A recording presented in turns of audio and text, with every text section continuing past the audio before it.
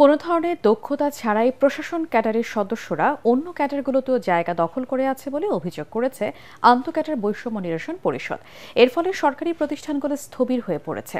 রাজধানীতে এক সেমিনারে সংগঠনটির সমন্বয়ক ডক্টর মফিজুর রহমান জনপ্রশাসন সংস্কার কমিশনের সুপারিশের সমালোচনা করেন। প্রশাসনিক বৈষম্য নিরসন সহ উপসচিব পদে কোটা পদ্ধতি বাতিলের দাবি জানান তারা। রাসনা দাসের রিপোর্ট।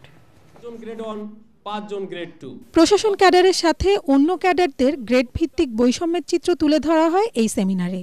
এতে দেখা যায় প্রশাসন ক্যাডারে ৭,০৭৬ জনের মধ্যে গ্রেড 1 ১০৪ জন, গ্রেড 2 ৪৬১ জন ও তৃতীয় গ্রেডে ৮৫১ জন।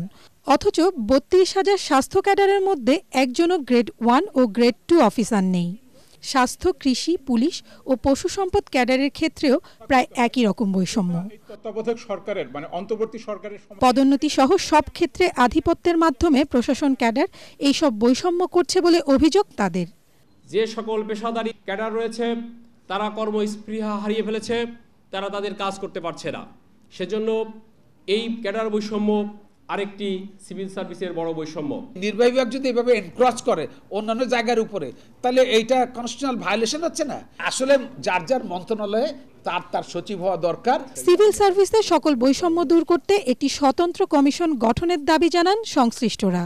যারা ওখানে বসছেন তার ব্যক্তিগত স্বার্থের দ্বারা বিবেচনা করলে এটা চলবে না। এইখানে চিন্তা করতে হবে যে আলটিমেটলি রাষ্ট্র, দেশ, সমাজ সেটার দ্বারা উপকৃত হলো কিনা। সেই নীতি নির্ধারণের জায়গাতে বড় একটা সমস্যা হচ্ছে, একটা গোষ্ঠী তৈরি হচ্ছে, সাবেকরা বর্তমানদের ক্ষমতা রক্ষা করছে। আপনার আন্দোলনের ন্যূনতম সাফল্য এই অন্তর্বর্তী সরকারের সময় আদায় করতে হবে, এটাই সময়। আমরা কি এই পরিবর্তন চেয়েছি? এই আমলা নির্ভরতা চেয়েছি? এই আমলা নির্ভরতা কোনোভাবেই চলতে পারে না। সিভিল সার্ভিসের ২৫ ক্যাডার নিয়ে গঠিত সংগঠনটি বলছে, নীতি নির্ধারণের মতো গুরুত্বপূর্ণ স্থানে কোনো ধরনের দক্ষতা ছাড়াই প্রশাসন ক্যাডারের সদস্যরা সব সেক্টরের শীর্ষে বসে সেগুলোকে অদক্ষ বানিয়ে রেখেছে। এই অভিযাত্রা সফল হবে না যদি। রাসনা দাস, এটিএন বাংলা, ঢাকা।